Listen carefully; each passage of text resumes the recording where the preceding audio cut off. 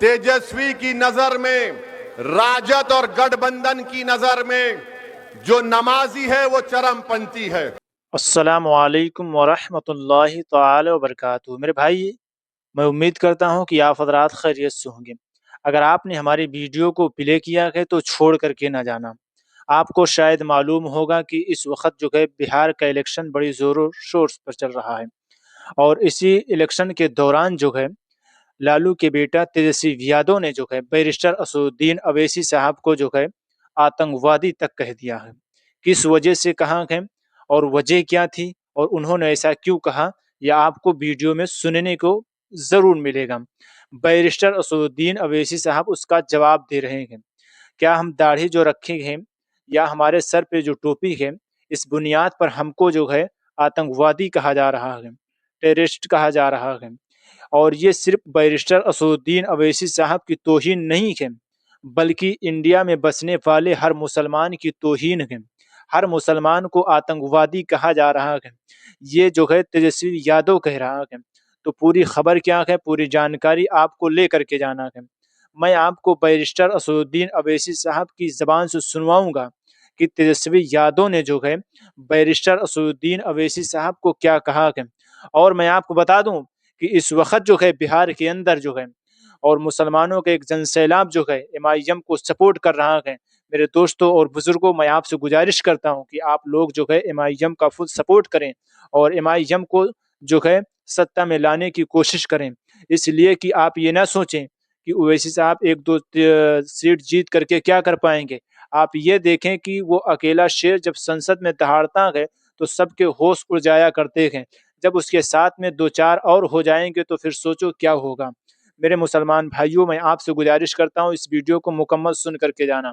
अगर आप हमारे यूट्यूब चैनल पर नए आए हो तो चैनल को लाजमी सब्सक्राइब कर देना, और जो है कमेंट में आप अपनी राय ज़रूर दे करके जाना कि तेजस्वी यादव ने क्या जो कहा है, ये इसकी क्या औकात है और इसने जो है ऐसे क्यों कहा, इसे माफ़ी मांगना चाहिए। आप लोग ज़रूर कमेंट में लिखना, इसे माफ़ी मांगना चाहिए। इसने ओवैसी साहब के बारे में गलत कहा, तमाम मुसलमानों की इसने तौहीन की है। आइए सबसे पहले जो है बैरिस्टर असदुद्दीन अवैसी साहब को इस वीडियो को आप हज़रात के सामने रखते हैं। पहले आप जो है बैरिस्टर साहब की इस वीडियो को देख लें और कमेंट में अपनी राय ज़रूर पेश करें।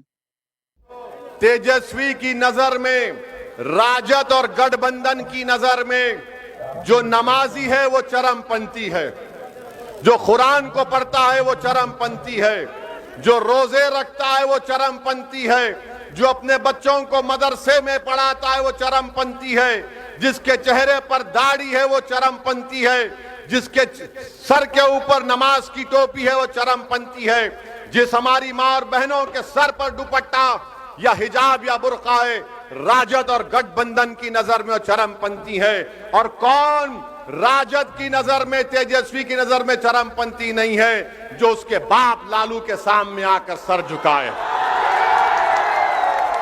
तो सुन लो तेजस्वी, हम जमीन और आसमान के खालिक को मानने वाले हैं। हम अपना सर झुकाते जमीन और आसमान के खालिक के सामने। हम किताब अगर कोई मानते हैं तो अल्लाह के कलाम को मानते हैं, उसके बाद संविधान को मानते हैं। और वो संविधान हमको इस बात की इजाजत देता है कि हम सब लोग, चाहे हिंदू मुसलमान या जो कोई भी अपने मजहब पर चले, मगर तेजस्वी की नजर में ओवैसी चरमपंथी है, जो नमाजी है चरमपंथी है, जो कुरान पढ़ता है चरमपंथी है। सुन लो तेजस्वी, तुमने जो कहा है, तुमने पूरे सीमांचल के अल्पसंख्यक समाज को तुमने बदनाम किया है। तो बताओ बरारी की जनता, क्या आप तेजस्वी के इस बयान की तायीद करते हैं या उसकी मुखालिफत करते हैं?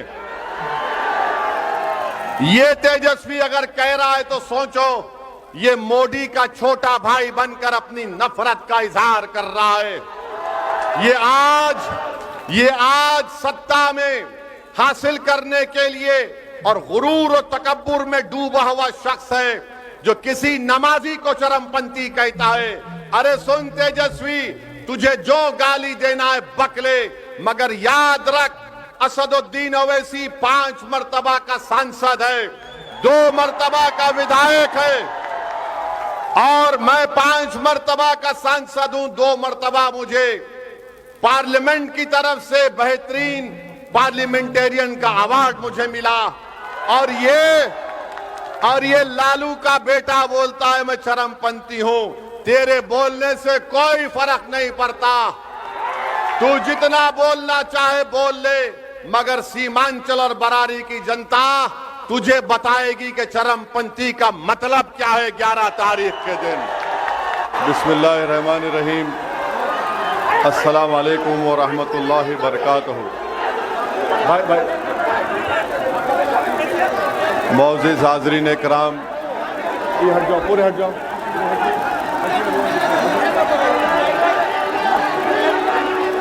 पीछे हट जाइए, पूरे बैठ जाओ, सामने आओ, बाकी सब लोग बैठ जाइए, दिख नहीं रहा, बैठ जाइए। ये भाई बंद तमाशा। मौजूद हाज़रीन इकराम, बुजुर्गान कौम और मिल्लत, मेरी इज़्ज़तदार माँ और बहनों, मजलिस इत्तेहादुल मुस्लिमीन बरारी के उम्मीदवार जनाब मोतीउर रहमान साहब, मैं आप तमाम का दिल की गहराइयों से शुक्रिया अदा करता हूं कि इतनी बड़ी तादाद में आप यहां पर जमा हुए हैं। मैं माजरत चाहता हूं, हमको हेलीकॉप्टर उड़ाने के लिए क्लियरेंस नहीं मिला, इसलिए बहुत देर हुई है और मुझे यहां से अमूर को भी जाना है और 4 बजे हेलीकॉप्टर के उसके बाद नहीं उड़ता है क्योंकि काफ़ी अबर आलूदा मौसम है। मगर मैंने मोतीउर रहमान साहब से वादा किया था कि मैं बरारी आऊँगा और आकर मैं आपके लिए जनता के दरमियान में खड़े होकर मजलिस इत्तेहादुल मुस्लिमीन के उम्मीदवार की वोट देने के लिए आपसे अपील करूँगा। अल्हम्दुलिल्लाह अल्लाह ने मेरे इस वादे को पूरा करवाया। आप तमाम का बेहद शुक्रिया। मेरे अजीज़ दोस्तों और बुज़ुर्गों, आप जानते हैं कि पिछले 11 साल से मजलिस इत्तेहादुल मुस्लिमीन सीमांचल की इंसाफ की लड़ाई लड़ रही है और हम ये मानते हैं कि भारत का सबसे पसमानदा इलाक़ा सीमांचल का इलाक़ा है और सीमांचल की इस नाइंसाफ़ी को ख़त्म करने के लिए बहुत ज़रूरी है कि आप मुत्तहदा तौर पर अपने एक वोट का इस्तेमाल मजलिस के उम्मीदवार मोतीउर रहमान साहब के हक़ में करिए। आप जानते हैं मेरे अजीज़ दोस्तों और बुज़ुर्गों, सीमांचल में नौजवानों का पलायन होता है, सीमांचल में नदी का कटाव होता है और जो नदी के कटाव में ज़मीन चली जाती, बरारी की जनता जानती है कि ज़मीन सैलाब में बहने के बाद सरकार से उनको कोई मुआवजा नहीं मिलता। यहाँ पर बच्चों के लिए स्कूल का इंतज़ाम नहीं है, हमारी बेटियों के लिए डिग्री कॉलेज का इंतज़ाम नहीं है, यहाँ पर अस्पताल नहीं है। इसीलिए मैं आपसे अपील करने आया हूँ कि इस बार आप मजलिस के उम्मीदवार मोतीउर रहमान साहब के हक़ में अपना वोट देकर यहाँ से अपना एक नया विधायक बनाइए। और आप जानते हैं कि बिहार में 20 साल से नीतीश कुमार की सरकार है। कभी नीतीश कुमार राजद के साथ तो कभी अभी आजकल मोदी के साथ है। 15 साल आपने लालू परिवार को बिहार का मुख्यमंत्री बनाया। मैं आपसे अपील कर रहा हूं कि अब की बार आपको बरारी से मजलिस के उम्मीदवार को कामयाब करना ज़रूरी है और इसलिए ज़रूरी है ताकि बिहार की विधानसभा में जब मोतीउर रहमान जाएंगे तो अपनी विधानसभा के बारे में लड़ेंगे, आपके मुश्किलात को हल करने की पूरी कोशिश करेंगे। सीमांचल की नाइंसाफ़ी की लड़ाई मोतीउर रहमान आप तमाम की तरफ से बिहार की विधानसभा में लड़ेगा। और आप इस बात को भी जानते हैं कि 20 साल से मोदी और नीतीश कुमार ने बिहार का बुरा हाल करके रख दिया। आज आप मेरी बात से मुत्तफिक होंगे कि अगर कोई ब्लॉक ऑफिस में जाता है तो 15,000 रिश्वत देना पड़ता है म्यूटेशन के लिए, रजिस्ट्रेशन के लिए। मोतीउर रहमान को आप कामयाब करिए ताकि भ्रष्टाचार और रिश्वत का खात्मा बरारी से हो सके। आवास योजना के लिए गरीबों को लूटा जा रहा है, पेंशन के लिए लूटा जा रहा है। और हद तो ये हो गई कि इतना भ्रष्टाचार 20 साल से यहां पर हो रहा है, इसके बावजूद भी नीतीश कुमार और मोदी इस भ्रष्टाचार को खत्म करने का नाम नहीं लेते।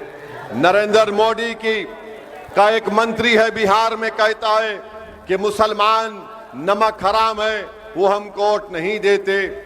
हम नरेंद्र मोदी से, नीतीश कुमार से पूछना चाहते हैं, आज जो भारत सरकार हो या बिहार की सरकार हो, जो हमारी बहनों के अकाउंट में पैसे डाले जा रहे हैं, वो आपके जेब के पैसे हैं या जनता का पैसा, हमको बताइए आप। ये किसी के बाप का पैसा नहीं है, जनता का पैसा है। और वो जनता का पैसा जिसको 20 साल से नीतीश कुमार की सरकार ने रुश्वत और भ्रष्टाचार से उनका खून चूसा।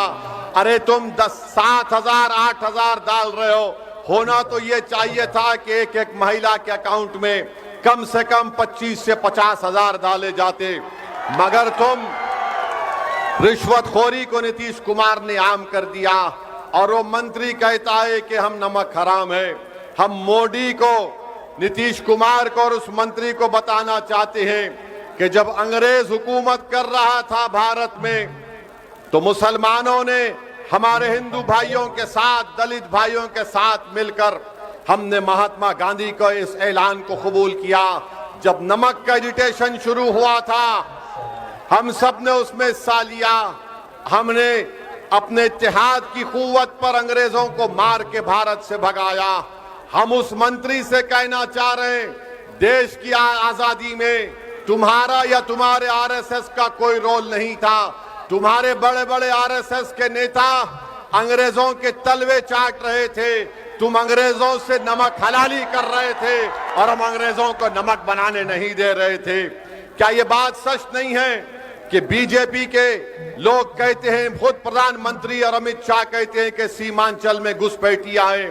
बताओ बरारी की जनता, क्या यहां पर कोई बांग्लादेशी नेपाली है? क्या यहां पर कोई घुसपैठी है?